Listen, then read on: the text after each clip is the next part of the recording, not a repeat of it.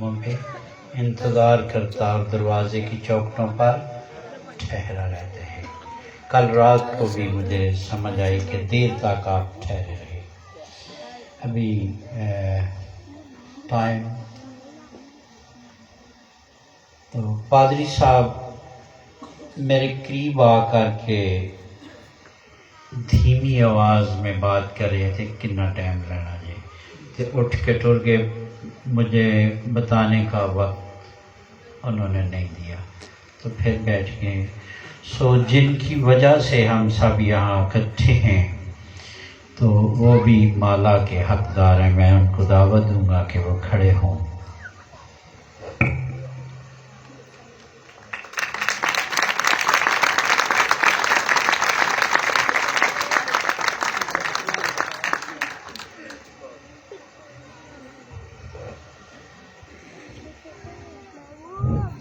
जैसा कि आप सब जानते हैं कि मेरा ताल्लुक एक गांव से है।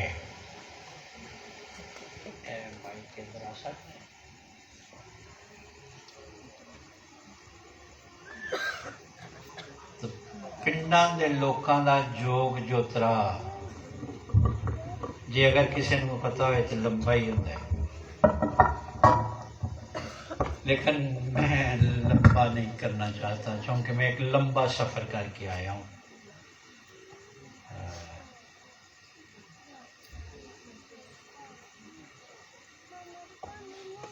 और पादरी साहब ने जो बैनर पे किसी ने कहा कि अगर समझ ना आए तो द्वार से पूछ लो, कंध में पूछ लो, तो द्वार हमें बताती है कि कल जन्म का अंधा मजमून था। नौजवान खादम पाकरू से मामूर और एक बड़े शहर में रहने वाले, कल उन्होंने दर्श दिया होगा। तो आज नजात, मैं कोई बड़ा पादरी नहीं हूँ। अगर अंदाज़ा करना हो तो पादरी साबर साहब को खड़ा करके देख ले, मेरा कद छोटा है।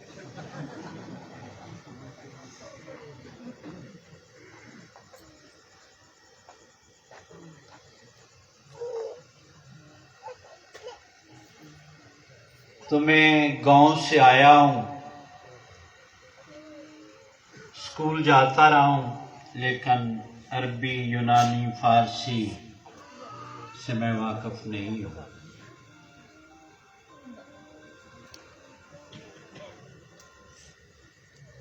ज़बूर में गाया करते थे, तेरी निजात दे, समझा कर है ना, प्यारा सा ज़बूर। लेकिन जब हम आ रहे थे तो बच्चे एक गीत बड़े प्यार से गा रहे थे। किस किस को याद है कि वो गीत क्या था जो आज ही शाम को हमने गाया जब हम आ रहे थे, यहाँ पहुंचे?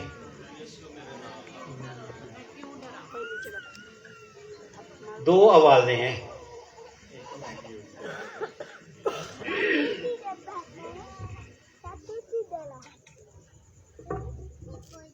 प्यारा गीत था, मैं क्यों डरा, यीशु मेरे।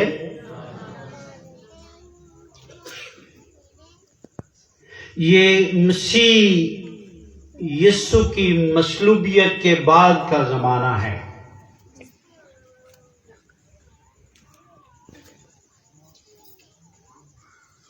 एक लंबा विर्द हमने पढ़ा और सुना।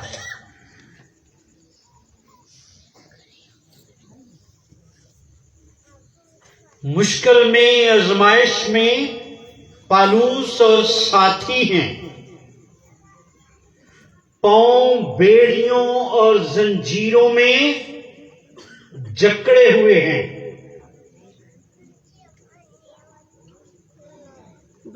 गले में जंजीरें और पांव काट में। ते जे अगर ड्रामे फिल्मां वेखियां होन ते बेड़ियां कित्थे होंदियां? है ना। ये जकड़े हुए लोग, मुसीबत में पड़े हुए लोग, जिनके कपड़े चौक में फाड़ करके उतार दिए गए हों,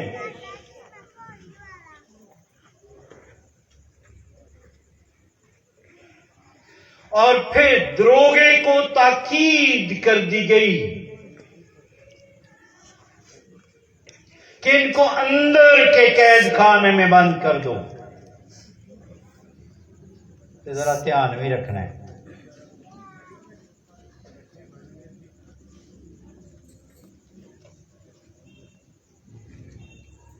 और अंदर का कैद खाना कितनी भयानक जगह थी।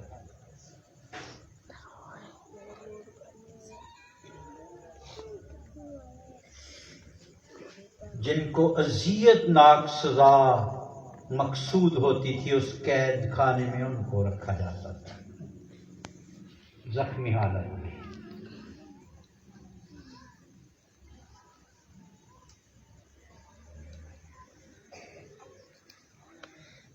तो ये ईमानदार लोग जो अजियत की हालत में हैं, वो तो खुशी से, चाह से प्रस्तुत कर रहे हैं, हम्द कर रहे हैं।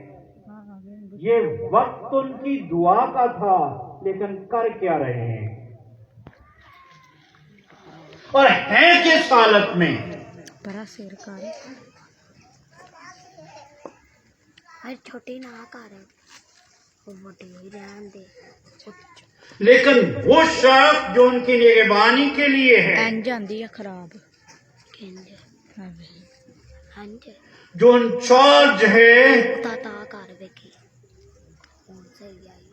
कि वो इन कैदियों से होशियारी से पेश आए। खतरनाक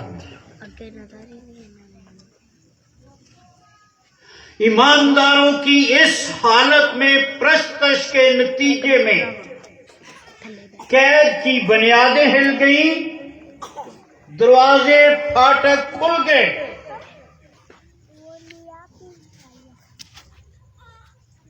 तो ये दरोगा जाग गया। उस वक्त का दरोगा आज का कैद खाने का कोई बड़ा ऑफिसर है ना।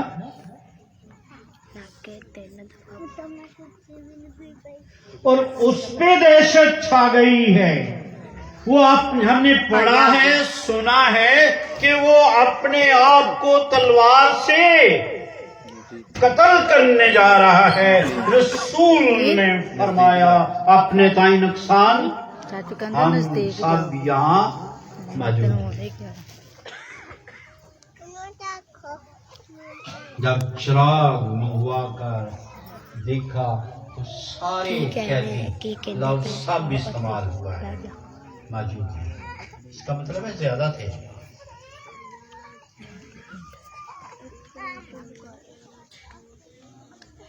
तो चला उठा, साहबो क्या करूं, दुआई दे दी।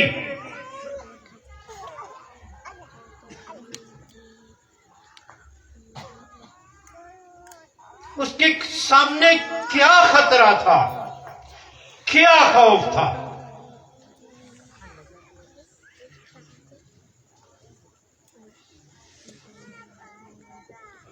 पहले तो अपने आप को मार डालना चाह रहा है,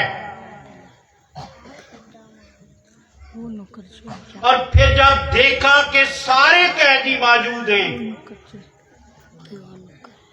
तो फिर चिल्ला उठा, साहबो क्या करूं। जकड़े हुए तो ये ईमानदार थे, मुश्किल में पालूस और उसके साथी थे, लेकिन चिल्ला कौन रहा है? जो निगहबानी के लिए था। क्या खौफ, क्या खतरा है उसके सामने।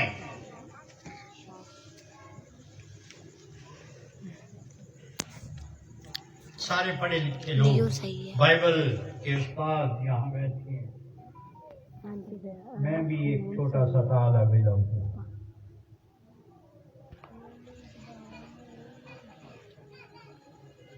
मेरे दिल में जो खुदा का कलाम चाचू के लिखा है मजबूत। मैं उसको आपके सामने अमाल की किताब 12 बाब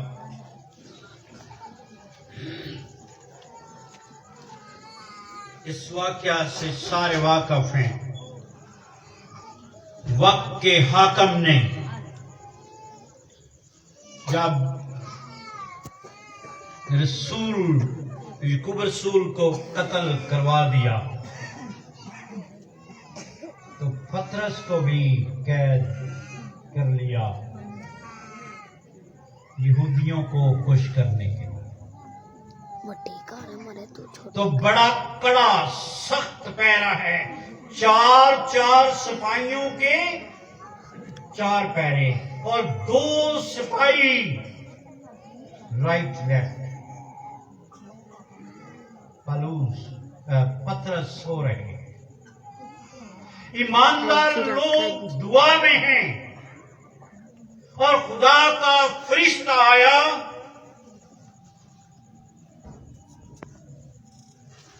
पतरस की पसली पे हाथ मारकर जगाया,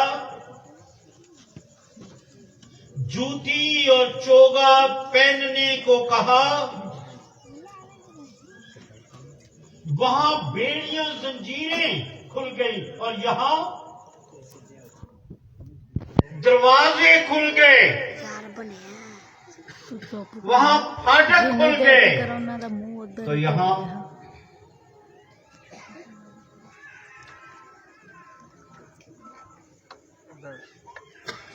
तो जब ये देखा गया पहरेदार मौजूद हैं लेकिन कैदी नहीं, तो 12 बाब की 18वीं आयत से पढ़ते हैं।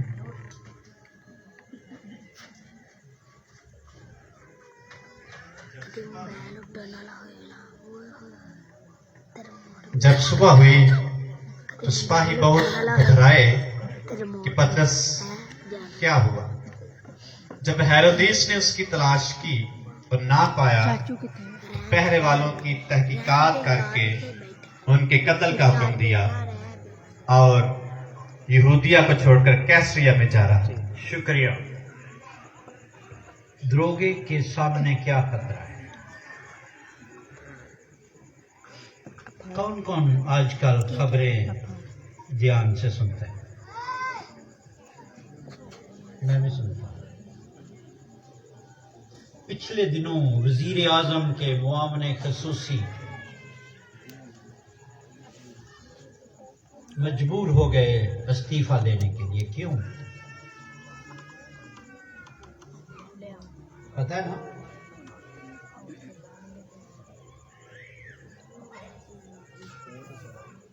इसलिए कि पोलियो प्रोग्राम में उसने अपने इख्तियार का गलत इस्तेमाल किया। मैं नाम नहीं लेना चाहता। और जबरन उससे इस्तीफा दिया।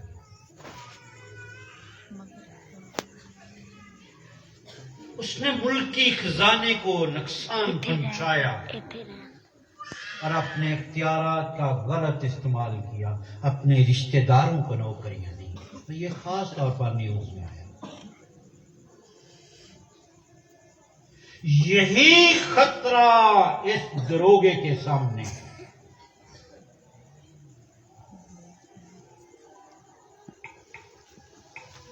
अख्तियारात के गलत इस्तेमाल का और उसको समझ है। रूमी कानून बहुत सख्त था। बाज़ हालात में उस मुलाजम को, उस ऑफिसर को कत्ल कर दिया जाता था और फिर लिख दिया जाता था कि इस खानदान के किसी बशर को कभी भी इतनी पुश्तों का कोई बाख्तियार ओहदा ना दिया जाए। एक कमेंट बता चुके। चूंकि इसने अपने इख्तियार का क्लोक बना दे। तो चिल्ला मेरे दीदो, हम सब खुदावंद मसीह पे ईमान रखने वाले हैं।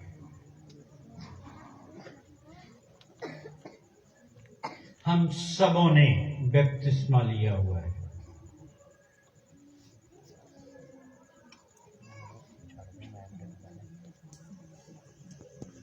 जितनों ने यीशु मसीह में शामिल होने का बपतिस्मा लिया मसीह को, अब ना कोई यहूदी, ना गुलाम, ना तो जब हम सब मसीही हैं, न मर्द न औरत, हम खुदा के बेटे मसीह के हम मेरास हैं, काहिनों का फिरका और मुकद्दस कौम हैं। हम कितना अपने इख्तियार को समझ रहे हैं, हम किस कदर अपनी जिम्मेदारी को समझ रहे हैं।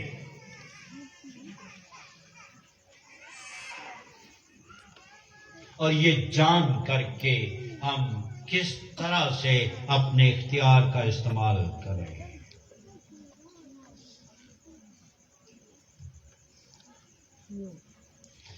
ये मुझे हक नहीं पहुंचता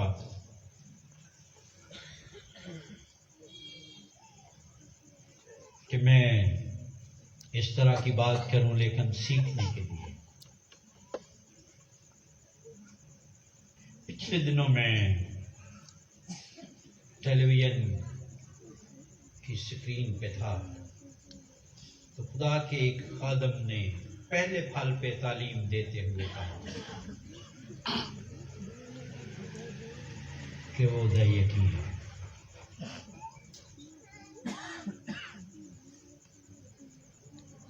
और उससे आगे उन्होंने क्या वजाहत की मैं जाना नहीं चाह रहा।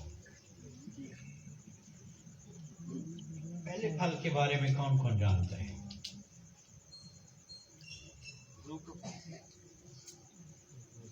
इमसाल की किताब 3 बाब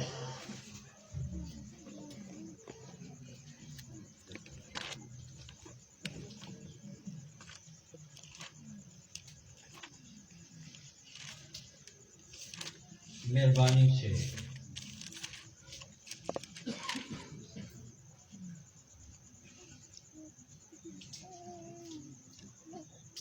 नामी है।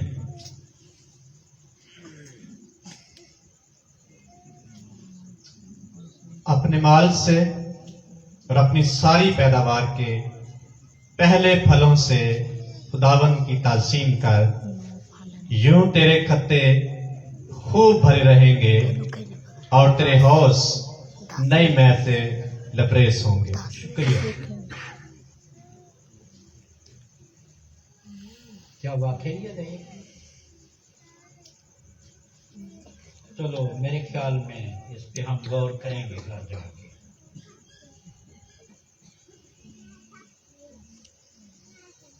अपनी हैसियत को पहचानना, क्योंकि हम काहिनों का फिरका और मुकद्दस कौम है, खुदा के घराने के। पहला पत्रस 2 बाब नामिया मेहरबानी से करें।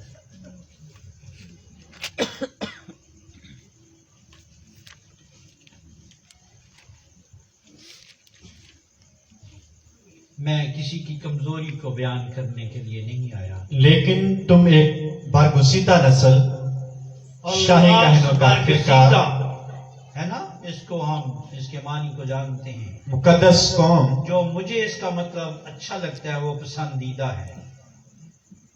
तो बरगुज़ीदा पसंदीदा नस्ल, फिर आगे शाही काहिनों का फिरका, मुकद्दस कौम और ऐसी उम्मत हो जो खुदा की खास मलकियत है, ताकि उसकी खूबियां जाहिर करो, जिसने तुम्हें तारीकी से अपनी अजीब रोशनी में बुलाया है। पहले तुम कोई उम्मत ना थे, मगर अब खुदा की उम्मत हो। शुक्रिया।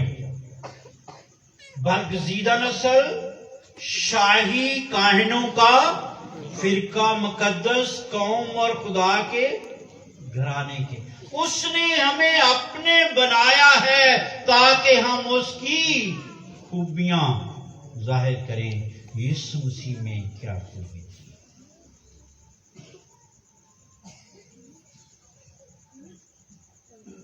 जन्म के अंधे की बात की गई है। जब हम अमाल मुकद्दस लूका की इंजील 18वें बाब से पढ़ते हैं जन्म के अंधे के बारे में, जो यरीहो की रास्ते में बैठा मांग रहा है, मसीह को जाते देखकर चिल्लाता है।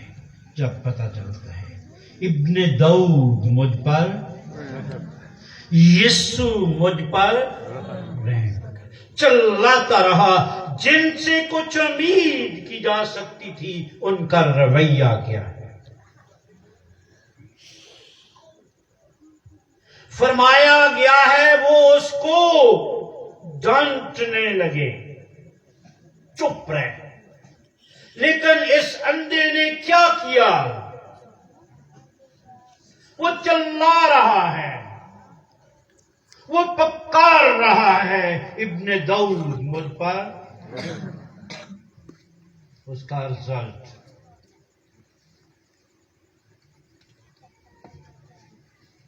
मसीह तक आवाज पहुंची। फरमाया तू क्या चाहता है मैं तेरे लिए? तो जवाब बेनाई, तो नतीजा बीना हो जाए। उसी वक्त आंखें आजाद हो गया, अंधेपन से बेनाई मिल गई। मेरे जीजो, हम भी किसी न किसी जगह पे अटके हुए, हमारे सामने भी कोई ना कोई मुश्किल है। इस दरोगे की तरह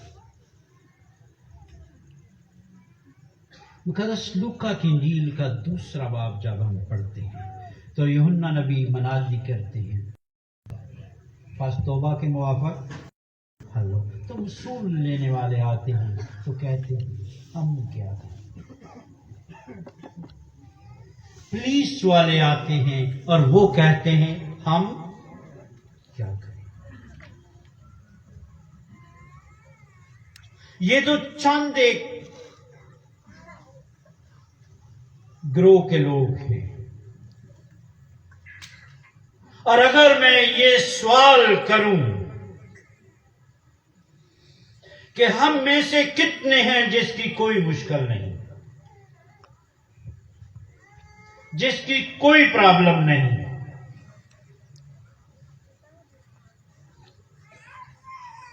दरोगे के सामने तो जानी खतरा है।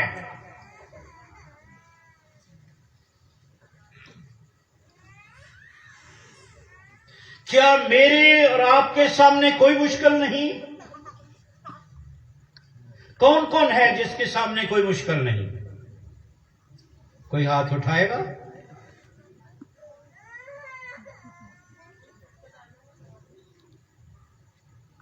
तो अगर हम मुश्किलात में हैं, अगर हम आजमाइशों में हैं, अगर हम दुखों में हैं, अगर हम तकलीफों में हैं, तो इस अंधे से सीखिए जो चिल्लाता है, इस दरोगे से सीखिए जो चिल्लाता है, साहबो क्या करूं और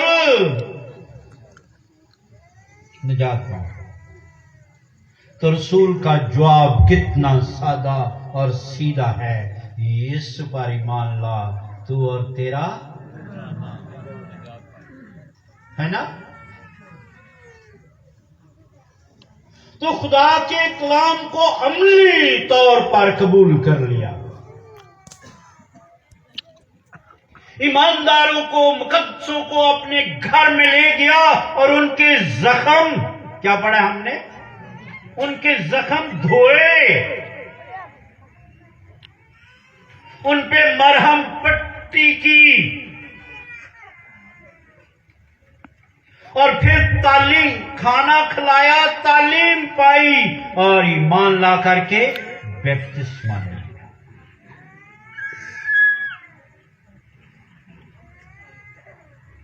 अब इसका रिजल्ट क्या है? वही सूबेदार जिसका खौफ दरोगे के दिल में था, उसने सुबह को पैगाम भेज दिया कि इन कैदियों को छोड़ दे। तो पलूस ने कहा नहीं, हम रोमी हैं बगैर तहकीक के, है ना।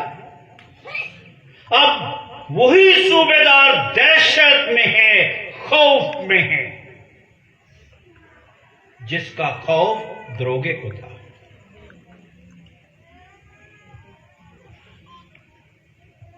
चलो मेरा नेक्स्ट सवाल, अगर कोई जवाब देना चाहे। हमने गीत गाया है, मैं क्यों डरा? वाकई हम डरे हुए नहीं हैं? वाकई हमारे सामने कोई खौफ नहीं है?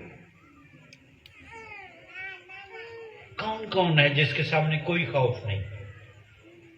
संत बिल्ला का डारी निशाल है अंदर।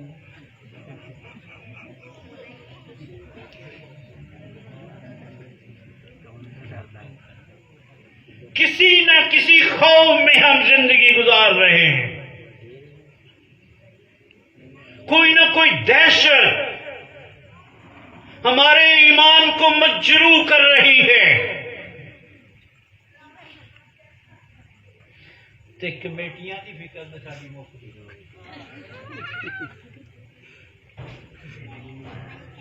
क्या है?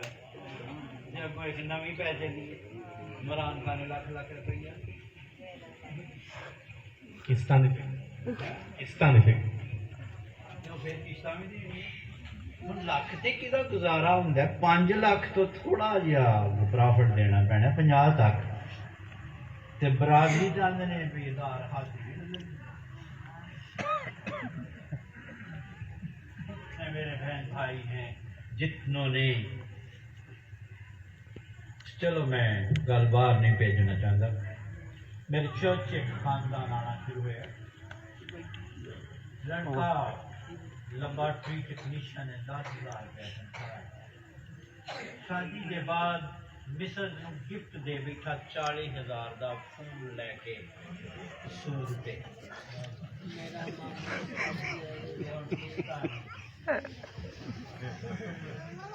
तेनू का बता अगों किस्तां देने दी होर उम्मीददार ते करदियां 1 लाख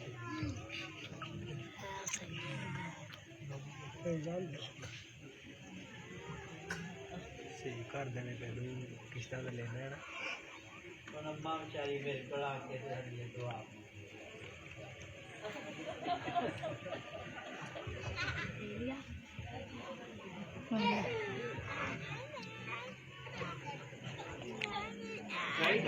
उधर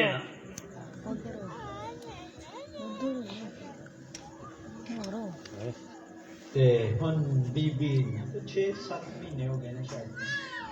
हुन बीबी भी पार्लर ते जान लग गई है, जा सीख दी है तो ये सूद वावा हो गया। मैं पहला पता नहीं टेकता नाल टेबल ही।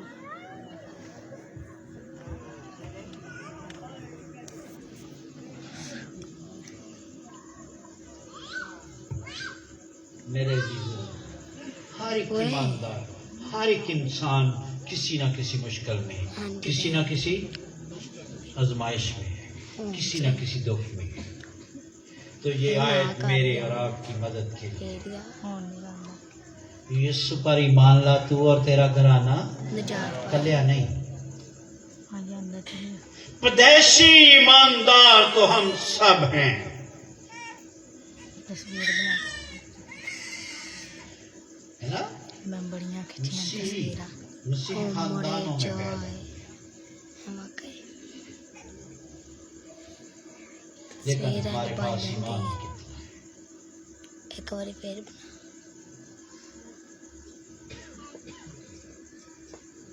आजादी मखलसी निजात के लिए ईमान की जरूरत है। और हमारे ईमान में कितनी जिंदगी है, ताकत कितनी है। अगर राई के दाने की मानद ईमान हो तो अगले हिस्से को हम सब जानते हैं। रेत का जर्रा नहीं पास था। कर दे। अगर छोटी चीज बतानी होती तो राई का दाना छोटा सा बीज है, लेकिन उसमें जिंदगी है। जब वो बढ़ता है, लेकिन बढ़ता तब है जब वो जमीन में जाता है, फिर वो उगता है, फिर वो बढ़ता है।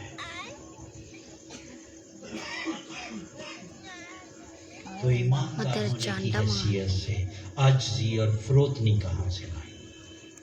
पास कर यार किन्ने हलीमी कहाँ पास से लाई? कर हमारे पादरी करने हक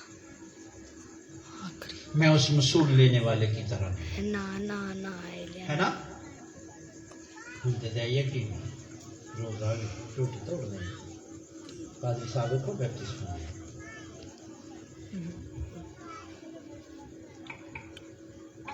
इतना फख्र है। एक कन्वेंशन में मैं भी था, मजमून बहुत प्यारा था। अलूहियत की सारी ममूरी उसी में मुजस्सम होकर सुकूनत करती है, लव अलूहियत। तो मेरे दोस्त जो कलाम सुनाने वाले थे, ईमानी, शायद उन्होंने देखे नहीं थे अलूहियत क्या हो। की हो गई तो उत्ते घर उत्ते एक पादरी साहब थे वहाँ, जो डिस्टर्ब कर रहे थे कलाम सुनाने वालों को। एक ही दिन में 4 इबादतें थी। तो जब भी कोई खड़ा होता था तो पादरी साहब, चूँकि उन्होंने अपना वाइज लिखवाया हुआ था, तो एक आदमी आता है भाई, मास्टर मैं रेवरेंड ना